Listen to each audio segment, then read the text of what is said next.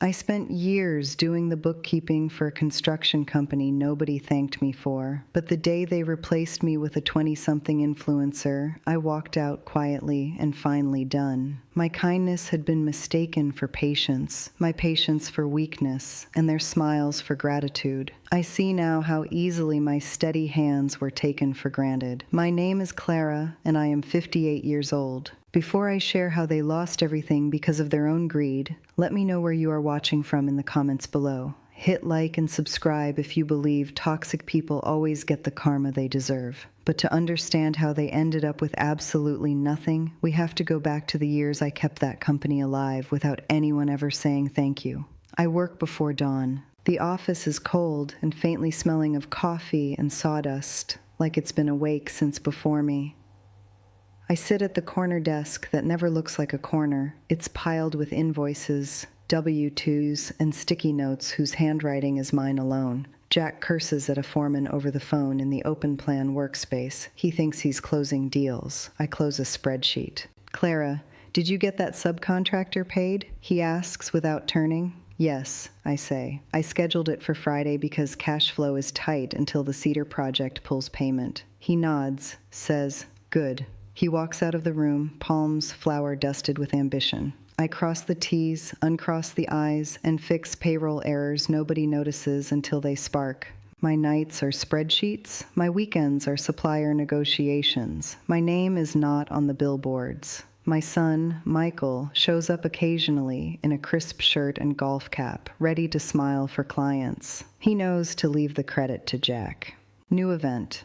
At the end of the week, I transfer money from my personal line, my inheritance, into the business account to cover payroll because I don't want anyone missing a paycheck. I write the transfer memo. Short-term loan. I'm not thinking of strings. I just want the men in my life to sleep tonight. At home, my life is a ledger of small sacrifices. I cook meals Jack insists are his favorite, but rarely eats because I've got meetings.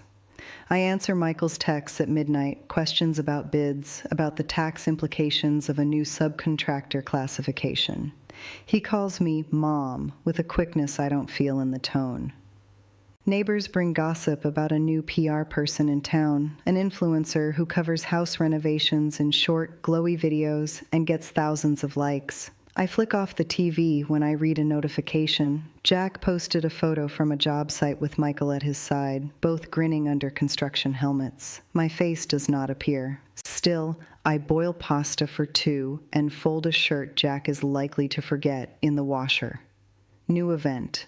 A mailed statement arrives. My personal loan balance is growing because I rolled interest once, then again. I make a note to myself to talk to the bank and update the paperwork. I do it quietly, like everything else. Sundays I sit with tax codes and coffee-stained forms.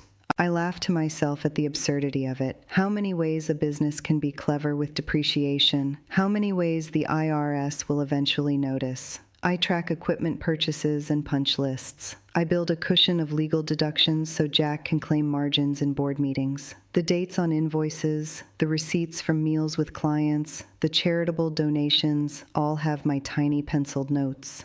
Michael intercepts a client and misstates an estimate. I fix the invoice later. Jack praises Michael later at dinner, a hand on his shoulder, proud of the son who learned how to shake a hand.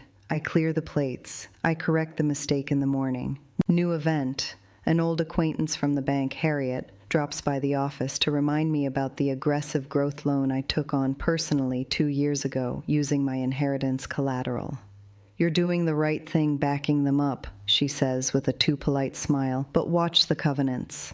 I fold the pamphlet Harriet leaves on my desk and tuck it into the ledger.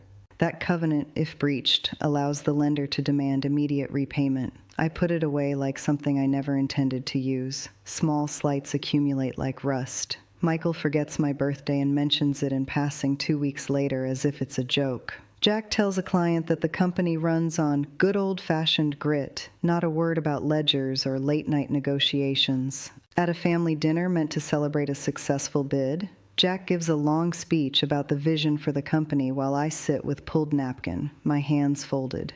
I smile when they expect it. New event. I overhear Michael on his phone in the garage. Yeah, we can bring someone in for PR. She's got 30,000 followers. She'll make us look young. He laughs. Claire won't mind. She doesn't do Instagram. That night, I get up and walk to the kitchen, the house sleeping. I stare at the window, at my quiet reflection, and let the coffee machine click. The ledger sits on the table like a map of a life that nobody draws credit from. They don't talk to me about it in the office. I'm at my desk when Michael bursts in, too loud, grinning. "Mom, Clara, come out. We're making a little announcement." I follow them into the main room where a manicured woman, 20-something, all skin and highlighter and a phone case covered in crystals, waits. She beams. Jack claps poorly. "This is Lila. She's our new public face, handles PR and social. She's going to modernize our image. Clara, it's time to streamline. Move away from, old school bookkeeping. We'll keep the essentials." Lila extends a hand. I shake it. Her handshake is cool, like she's already practiced for a brand deal. The room applauds in that hollow way people do when they want something to feel real. New event. Michael slides a box across the table with a phone contract and a list of social strategies. He says, "We thought it was time for fresh energy." Jack says, "You've been great, Clara, really, but your methods are a little antiquated. We'll outsource the rest." They speak as if kindness is interchangeable. Outsource the rest. What does that even mean? My responsibilities, my late nights, my cover-ups for missed deposits, my tax strategies, outsourced. I keep my face calm. I ask softly, "What does that mean for me, exactly?" Michael smiles with the kind of boyish entitlement that's been sharpened into an edge. "We're restructuring. You can stay on for a transition, assist Lila for a month or two." Jack pats my hand on top of a stack of contracts as if they're cashmere and not ink. "You can take a step back, Clara. Go do something for yourself." They say step back as if it's optional. I realize at that moment their expectations. I will accept being thanked in euphemisms and then evaporate. New event, Lila says too brightly. "I'll be doing reels, site walkthroughs, before and afters. People want faces. Millennial women want someone their age." She laughs, and Michael laughs with her. I catch the way they pronounce your age, as if it's a medical condition. Later, in the quiet of my car, I replay the conversation. I find myself apologizing in my head for staying too long, for not making them have to look incompetent without me. The next morning, Michael sends a text. "Mom, don't make this weird. We're just modernizing. Thanks for everything." No negotiation. No thanks. At lunch, Jack calls me into his office. He stacks a folder in front of me. "These are updated insurance procedures. We'd like you to sign off, but Lila will be handling PR and client-facing items," he says, as if he's delivering a small mercy. He leans forward, conspiratorial. "You can take time to travel, Clara. You worked hard. New event. A contractor stops by the office and asks about a payroll check that bounced. He looks toward me like I should fix it. I tell him I'll take care of it. Jack leaves for a client meeting. The contractor's jaw tightens. "Is everything okay?" he asks. I say, "Yes, for now." They mean it. That evening, Jack posts a celebratory photo with Lila and Michael captioned, "The fresh face of Jackson and Son." No mention of me. Michael tags the post with a laughing emoji and comments, "New era. My name isn't a hashtag. I'm the footnote who made the book possible." I go to the filing cabinet where the personal loan papers are kept. They are in my handwriting, dated years earlier, signed by me to save paydays and keep people employed. I read the clause about covenants again. If the company fails to file accurate returns or if there's misrepresentation, the bank may demand immediate repayment. I picture my signature and the nights I didn't sleep. I breathe. Quietly, I stand. New event, Act 2 twist. That night, I find an email thread accidentally CC'd to me. Michael mistakenly included me when he and Lila were planning the rebranding launch. One message says, "She won't be around long. Call the loan a gift and she'll be fine." Another, "If we keep her on, she'll complicate things, taxes, inheritance, all that." They call my help a gift. The betrayal is not only replacement, it's erasure. The next morning, I pack a box. Not because I'm dramatic, because I've always had a suitcase ready. I take 2 folders, the original signed personal loan agreement and a ledger printout that proves every time I patched a hole in payroll. I don't tell them. I unzip my bag, slip on a coat, and leave the office without a word. No shouting, no thrown documents. Just a quiet withdrawal, as decisive as a door closing behind me.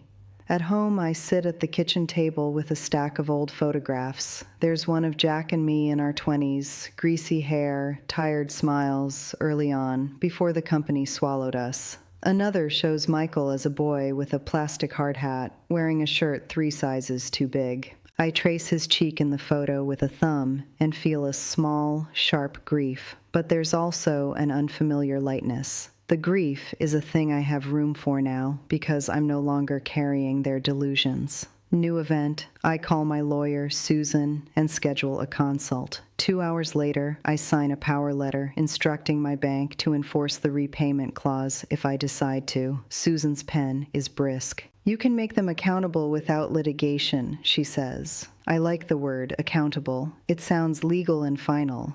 I tell her, do it quietly. She smiles. As you like. I sit on the porch with my phone. The air smells like wet grass. I dial Harriet at the bank, the woman who warned me about covenants years ago. Her voice is a rumor of paper. I need to speak about my personal loan, I say. I explain calmly. I'm demanding repayment because the risks you warned me about are present. I cite breaches, unfiled returns, misclassification of labor, and misstatements I discovered while tending the books. New event. Harriet's tone shifts from polite to alerted. We'll need documentation, she says. I tell her I will provide everything. She asks delicately, are you prepared for what happens if we call that in?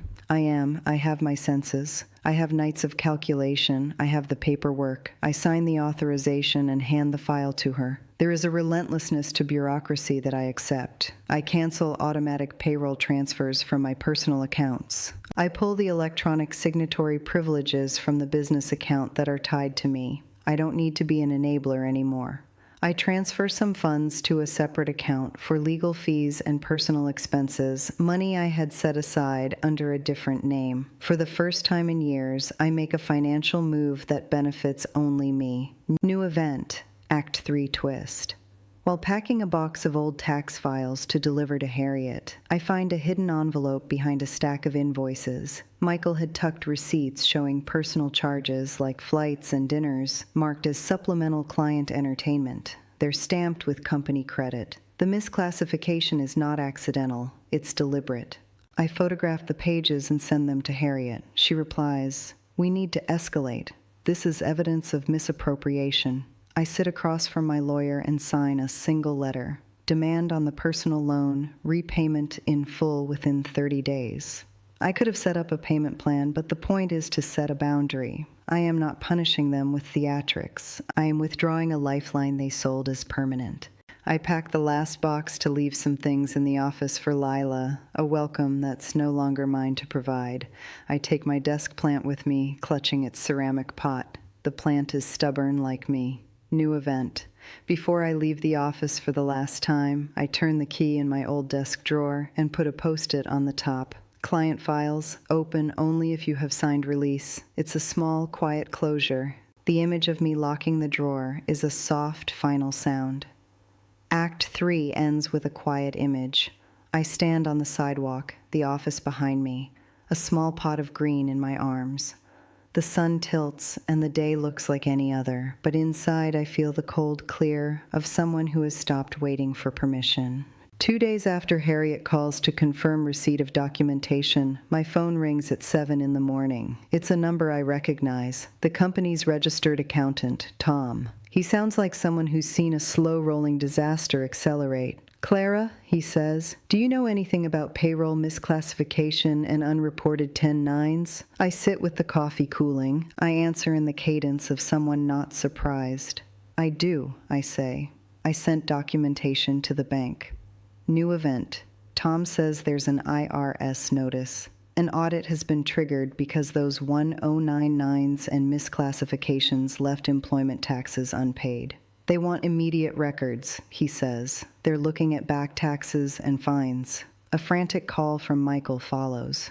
Mom, you have to help. This is a mistake, he pleads. He begs me to come in to fix it. I decline. I'm not the person they turn to when a problem can be solved by temporary kindness.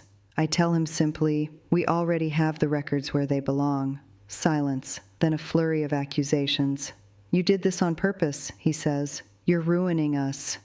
New event. Tom calls within hours. The construction company's line of credit is being frozen pending the audit. Suppliers insist on cash.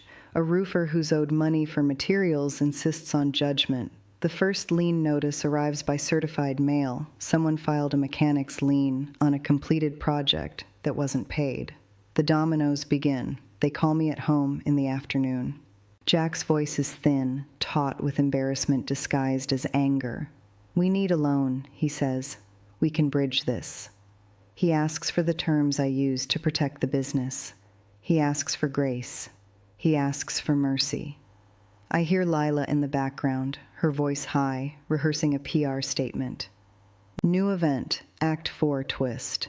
A contractor's attorney shows up at the office with court papers, foreclosure proceedings for unpaid supplier balances. They have bank freezes and pending liens. The bank, having been presented with evidence of misrepresentation and the risk to their collateral, accelerates the loan. They demand immediate repayment. Jack storms around like a man whose feet are burning for a match he cannot find. The company's trucks are parked under a banner reading, Jackson and Son. Men unload boxes with sullen faces. Clients call.